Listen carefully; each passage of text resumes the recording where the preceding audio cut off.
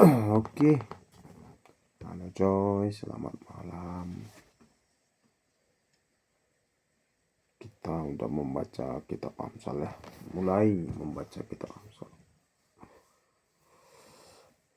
Ini biasanya kitab favorit orang-orang, karena di dalamnya banyak kata-kata yang indah, menginspirasi, dan memberikan pengajaran. Hari ini sudah di Amsal 6, udah sampai Amsal 6. Tapi sedikit banyak di dalam kitab Amsal ini dasar-dasar kapitalisme itu kutemukan. Para kapitalis itu berpijak dari sini dan menjadi doktrin. Itu di Amsal 6 ayat 6 sampai yang ke-11. Ayat 6-nya aku baca. Hai pemalas, pergilah kepada semut, perhatikanlah kelakuannya dan jadilah bijak. Dilanjut. Lalu ayat 11, maka datanglah kemiskinan kepadamu seperti penyerbu dan kekurangan seperti orang yang bersenjata. Nah ini benar, nggak salah, benar. Hanya saja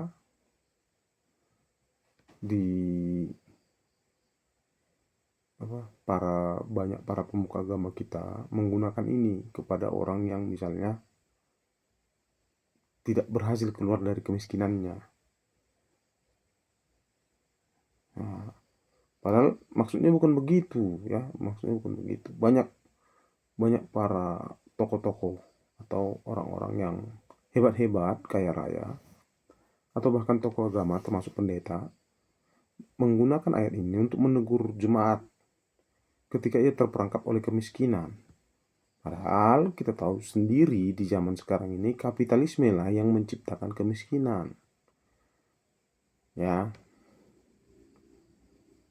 Karena di kapitalisme itu dia memberikan kesempatan yang sama kepada orang yang berusaha. Tapi harus diingat, tidak semua orang punya kemampuan yang sama. Kan gitu. Kesempatannya memang sama setiap orang, tapi tidak semua orang memiliki kemampuan yang sama. Lalu ketika ada yang terjerembab ke dalam kemiskinan, dia akan dihakimi karena dia malas. Itulah yang sering menjadi kondisi yang kita hadapi di zaman sekarang ini. Padahal di awal-awal Amsal itu, Amsal 1 ayat 3, disebutkan begini, untuk menerima didikan yang menjadikan pandai, yakni kebenaran, keadilan, dan kejujuran. Nah, ininya lupa. Para kapitalisme itu ini lupa. Keadilan tadi. Keadilan itu harus diukur dari kemampuan seseorang. Nah, ya. Makanya banyak orang misalnya kerja keras, tunggang langgang segala macam, nggak kaya-kaya bos. Kita ambil contoh.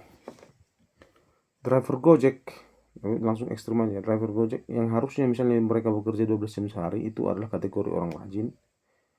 Seharusnya pendapatan rata-rata mereka itu kalau misalnya per jam semua orang itu diberikan gaji yang sama, seharusnya mereka lah paling banyak mendapatkan gaji. Itu dia ya. Nah, jadi setelah itu sistemnya juga membuat mereka nggak bisa untuk sejahtera. Nah, begitu juga pekerjaan yang lain. Termasuk petani, aku petani, sistem kapitalisme itu, serajin-rajinnya petani itu akan selalu terjerembab ke dalam sebuah lingkaran setan kemiskinan. Kenapa? Karena sendi-sendi kehidupannya dikuasai oleh kapitalisme. Jadi untuk saat ini, jika ada seorang petani lalu dituduhkan kepadanya misalnya karena kemalasannya atau karena kemiskinannya dia dituduhkan jadi malas, itu patut dipertanyakan. Ya, kita kritik sedikit. Itu dulu. Shalom dan Horas.